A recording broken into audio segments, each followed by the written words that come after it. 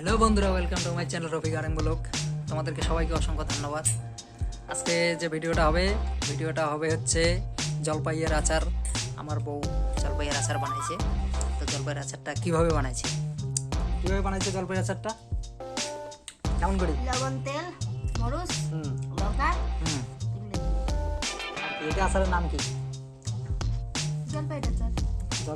জলপাইয়ের আচার কি এই যে কি কি যেন একটা করলি ঝালা ঝালা। এই যে জলপাইয়ের আচার এটা বলে ঝালা। এই যে লবণ, তেল আর জলপাইয়ের গুলা এই যে দেখো কিভাবে কাটছে। এই যে ভালো করে দেখাই, দেখো একদম তোমার যদি দেখো না, আমার তো একদম জিভে জল আসতেছে। ঠিক আছে, কেমন?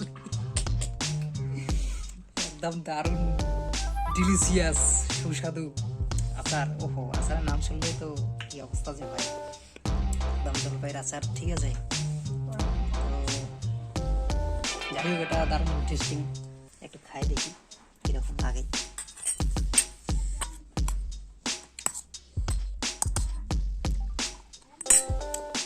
Oh my God!